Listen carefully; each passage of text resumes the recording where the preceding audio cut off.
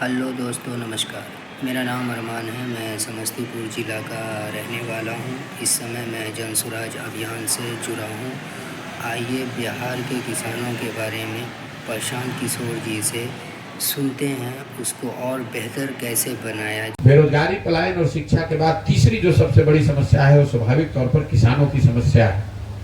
यहाँ इतनी बड़ी जनसंख्या किसानी खेती पर आधारित है। गांव देहात में लोग चलते हुए किसानों के बारे में की स्थिति के बारे में एक ही लाइन में बहुत अच्छा लोग बताते हैं कि भैया आज से 10 साल पहले जो यहाँ खेती किसानी करता था उसकी हालत ये थी कि 5 वर्ष खेती कीजिएगा, कुछ पैसा बचाइएगा, पेट काटिएगा तो 1-2 कट्ठा जमीन आप खरीदते थे। आज किसानों की बिहार में हालत ये है कि अगर आपके घर में कोई नौकरी नहीं करता है, अगर आपके पास कोई बिजनेस व्यापार नहीं है, अगर आपके घर में बेटी की शादी लग जाए, कोई बीमार पड़ जाए, तो खेती किसानी करने वाले को 1-2 कट्ठा जमीन बेचे बगैर उपाय नहीं है। इसकी ये स्थिति इसलिए है, उसके मूल में 3 कारण है। पहला, बिहार में भूमि सुधार का लागू न होना। यहाँ पर भूमि सुधार की दिशा में बिहार बड़े राज्यों में देश के एकमात्र ऐसा राज्य है जहाँ भूमि सुधार लागू किया ही नहीं गया पिछले 75 साल में। नतीजा ये है कि करीब करीब 1/3 से ज्यादा जमीन किसी न किसी लिटिगेशन का हिस्सा है। लोगों को पता ही नहीं उसका मालिकाना हक किसके पास है। आपके बाप दादा की मृत्यु हो गई पहले और आज भी उस खेत का जमीन रसीद उसी के नाम पर कट रहा है। ना उसका बंटवारा हुआ, ना ओनरशिप का ट्रांसफर हुआ, हर जमीन पे लिटिगेशन हो गया। आप देख रहे हैं कि दाखिल खारिज में जो भ्रष्टाचार का आलम है, 10,000 15,000 रुपया लिया जा रहा है। ये सब इस बात का नतीजा है कि यहाँ भूमि सुधार को लेकर कोई सकारात्मक सार्थक प्रयास नहीं किया गया। नतीजा इसका ये है कि बिहार में रहने वाले 60% लोग, ये आंकड़ा याद रखिएगा, बिहार में रहने वाले 60% लोगों के पास 1 इंच जमीन नहीं है। देश के स्तर पर यह आंकड़ा है 38%, मतलब 100 में 38 लोगों के पास इस देश में जमीन नहीं है। लेकिन बिहार में 100 में 60 लोगों के पास जमीन नहीं है। दूसरा जो कृषि के किसानों के बदहाली का कारण है वो है जल संसाधन की कुप्रबंधन। यहाँ हम लोग बाढ़ की चर्चा खूब करते हैं, मधुबनी में भी, चूंकि आप लोग बाढ़ प्रभावित एरिया में रहते हैं तो बाढ़ की चर्चा बहुत होती है।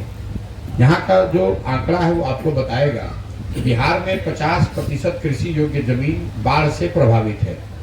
लेकिन बड़ी समस्या यह है कि जो बाकी के 50% बच गया, जिसकी चर्चा नहीं होती है, उसमें करीब करीब 50%, मतलब टोटल का 1/3 जमीन या तो जल जमाव से प्रभावित है या नदियों के कटाव से प्रभावित है। जैसे जो नेपाल से लगते हुए सीमावर्ती क्षेत्र है, पंचायत के पंचायत हजारों एकड़ जमीन ऐसी है जो नदियों के धारा बदलने से बर्बाद हो गया। गोपालगंज से जब आप चलिएगा, सीमावर्ती क्षेत्र छोड़ दीजिए, जैसे दोनों चंपारण से आप नीचे उतरे, गोपालगंज, सिवान, छपरा, वैशाली, समस्तीपुर, मुजफ्फरपुर और अभी मधुबनी में भी मैं देखना शुरू किया है, हर पंचायत में 2-4-5 हजार एकड़ जमीन ऐसी है जहाँ पर जल जमाव की समस्या है, जिसको आप चवर कहते हैं, मन कहते हैं। ये इतनी बड़ी समस्या है कि ऐसी कोई चर्चा नहीं करता है। जितनी जमीन बाढ़ से प्रभावित है उतनी जमीन करीब करीब जल जमाव से भी प्रभावित है, जल जमाव और सूखे से। तीसरी जो जल संसाधन में कुप्रबंधन है, बिहार देश का एकमात्र ऐसा राज्य है जहाँ पिछले 10 वर्ष में सिंचित भूमि की जो मात्रा है वो कम हो गई है। 10 वर्ष पहले अगर बिहार में 100 एकड़ जमीन के लिए सिंचाई की सुविधा थी तो वो घट के आज 89 एकड़ रह गई है, 11% कम हो गया। ऐसा इसलिए कि नहरों के रख रखाव के अभाव में, नलकूपों के बंद होने से सिंचित भूमि जो पहले थी, आप गांव देहात में लोग बताते हैं भैया ये नहर था, पहले पानी आता था, अब नहीं आता है। तो 2 समस्या जो है, भूमि सुधार और जल संसाधन को लेकर जो कुप्रबंधन है, इन दोनों से बढ़कर एक तीसरी समस्या जो किसानों की है वो है उनके फसलों का दाम का न मिलना। हम लोग यहाँ बैठ के बात करते हैं कि पंजाब में किसान जो है वो बड़ा गरीब, बड़ा समृद्ध है। तो आपको एक आंकड़ा दे रहा हूँ, पंजाब में जो किसान धान गेहूं पैदा करता है, धान 70% और गेहूं में 75% किसान वहाँ सरकारी समर्थन मूल्य पर ही अपना अनाज बेचता है। बिहार में पिछले 10 वर्ष में 13% धान और 1% गेहूं ही समर्थन मूल्य पर खरीदा बेचा गया है। आप जरा अंदाजा लगाइए, पिछले साल धान की सरकारी कीमत थी 2030 रुपए प्रति क्विंटल। यहाँ पर लोगों ने बेचा 1400 में, 1500 में, 1600 में।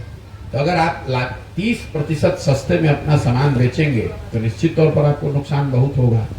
एक आर्थिक सर्वेक्षण ये बताता है कि बिहार में किसान जो पैदा कर रहा है उसका उचित दाम न मिलने की वजह से हर साल करीब 20,000 करोड़ रुपया यहाँ के लोगों का नुकसान होगा।